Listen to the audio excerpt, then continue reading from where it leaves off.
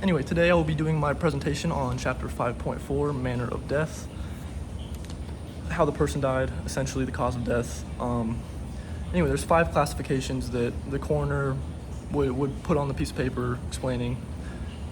First being homicide, suicide, accidental, natural, or undetermined. Certain things to look at. I think it's very important to look at this because it determines how people move forward. Family, friends, law enforcement need to know how this person died to move forward with how they respond to it. Start off homicide. So a homicide is an intentional death caused by negligence, recklessness, straight up murder. It would be considered a homicide to drunk drive and kill somebody. It may not necessarily be intentional. This person didn't go out driving to kill somebody, but they were negligent. They knew they shouldn't be driving drunk. They fully are aware of the consequences of that, and something bad could happen due to it.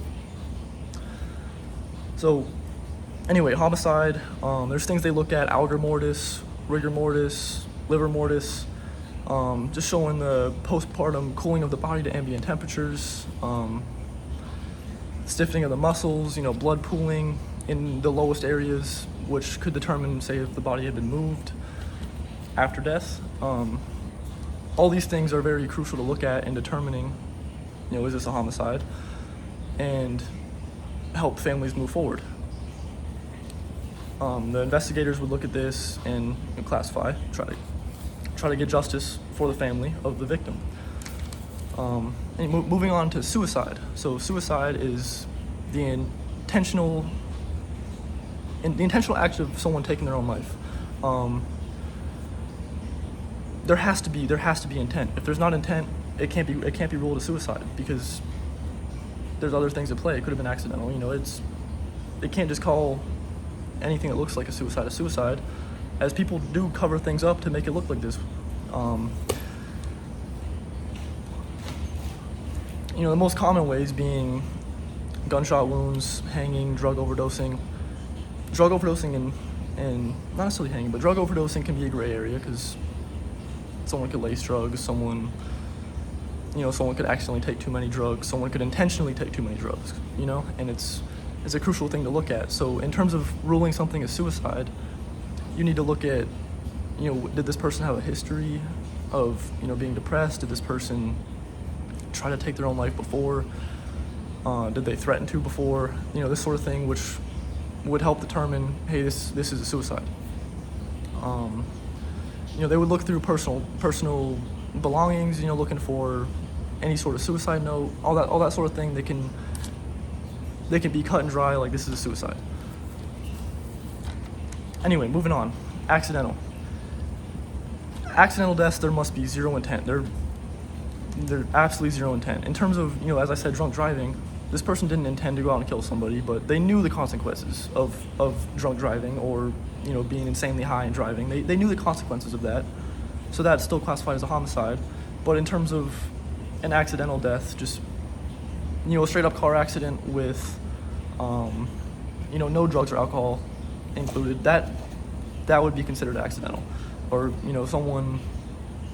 someone working and in like a blue collar field, they fall, they get hit with something heavy, they get killed by some sort of machinery, things that are accidental deaths that, there wasn't intent. No one intended to go out and die that day or kill that day. That being said, it's also very common that people cover up suicides or accidental deaths, or they cover up homicides to make it look like suicides or accidental deaths, in the sense that they want to get away with what they did. You're looking at, for example, there's a house fire, you go in, there's 2 bodies in there, right? Things they would look for would be soot in the lungs, some sort of, I forget the term, there's some sort of chemical, that being said, in the lungs that would show that, hey, this person was alive, they were breathing while this fire was taking place. Whereas if that's not present and, there's 2 dead bodies in this fire, it's pretty easy to determine, hey, someone killed these people and then tried covering it up with the fire to make it look like it was accidental. So there's things like that involved. Accidental also being an overdose. As I said again, the overdose is a very gray area because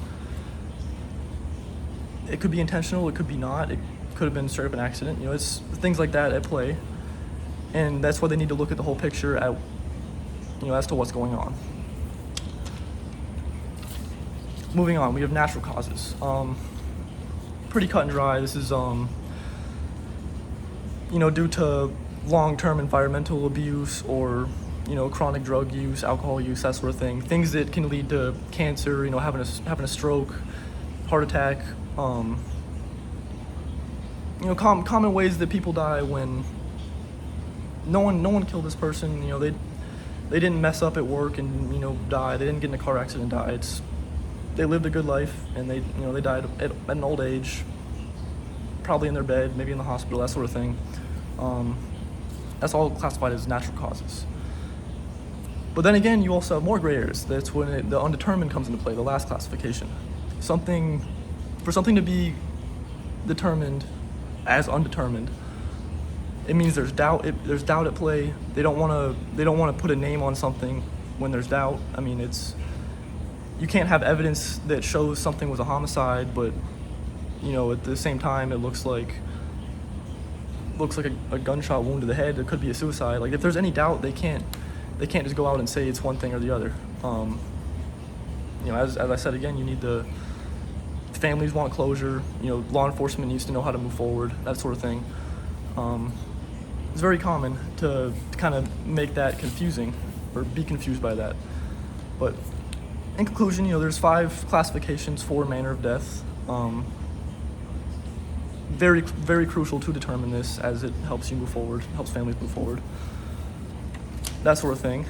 And a lot of gray areas, but that's why we have professionals looking at all the evidence at play. There's people that really know what they're talking about, looking at blood spatter analysts. Drug overdoses, gray area.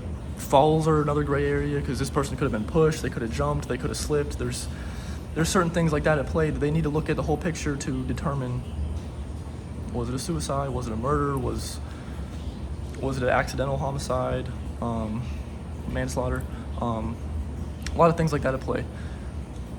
Anyway, thank you for your time. I know Professor is interested in motorcycles, so I figured I'd show these real quick. V4S, M1000, Grom, and S1000. Anyway, thank you for your time. Hope you enjoyed. Have a great day.